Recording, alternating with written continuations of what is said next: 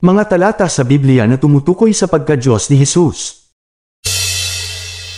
Evangelos TV. Juan Kapitulo 1 versikulo 1, 14, Nang pasimula ay naroon na ang salita. Ang salita ay kasama ng Diyos at ang salita ay Diyos. Nagkatawang tao ang salita at nanahang kasama natin. Juan Kapitulo 1 versikulo 3, Nilikha ang lahat ng mga bagay sa pamamagitan niya, at kung wala siya, walang anumang nilikha.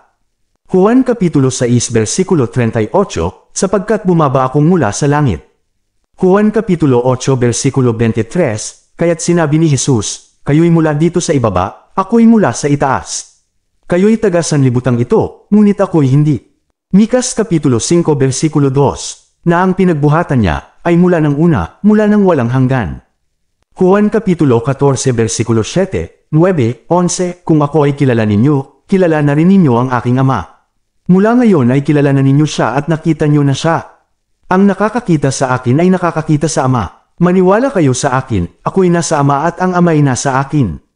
Hebreo Kapitulo 1 versikulo 3, 6, Nakikita sa anak ang kaluwalhatian ng Diyos. Kung ano ang Diyos, ay gayon din ang anak. Dapat siyang sambahin ng lahat ng mga anghel ng Diyos. Filipos Kapitulo 2 versikulo 10, Ang lahat ng nasa langit at lupa, at nasa ilalim ng lupa, ay luluhod sa pagsamba sa Kanya. Filipos Kapitulo 2 versikulo 6 hanggang 7, Kahit na siya ay tunay na Diyos, hinubad niya ang pagiging kapantay ng Diyos at naging tulad ng isang alipin. Ipinanganak siya tulad ng karaniwang tao. Juan Kapitulo 8 versikulo 24, 58, Mamamatay nga kayo sa inyong mga kasalanan, kung hindi kayo naniniwalang ako'y si ako nga. Wala pa man si Abraham, ako'y ako na.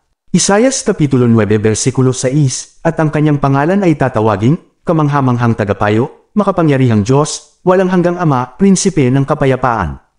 Pahayag Kapitulo 1 versikulo 8, Sinasabi ng Panginoon, Ako ang Alpha at Omega, ang simula at ang wakas. Ako ang kasalukuyan, ang kahapon at ang darating. Ako ang makapangyarihan sa lahat. Pahayag Kapitulo 22 versikulo 13, Ako ang Alpha at Omega, simula at wakas, una at huli. Juan Kapitulo 10 versikulo 30, Ako at ang Ama ay iisa. Juan Kapitulo 14 versikulo 6, Ako ang daan, katotohanan, at buhay. Mateo Kapitulo 1 versikulo 23, Tingnan ninyo, maglilihi ang isang birhen, at magsisilang ng isang sanggol na lalaki, at tatawagan itong Emmanuel. Ang kahulugan nito'y, kasama natin ang Diyos. Tito Kapitulo 2 versikulo 13, Nahintayin niyaong mapalad na pag-asa, at ang pagpapakita ng kaluwalhatian, ng ating dakilang Diyos at tagapagligtas, na si Hesukristo. May dalawang kalikasan si Jesus, bilang bugtong na anak ng Diyos, ang kanyang kaluwalhatian bilang Diyos, at pagiging banal at perpekto bilang tao.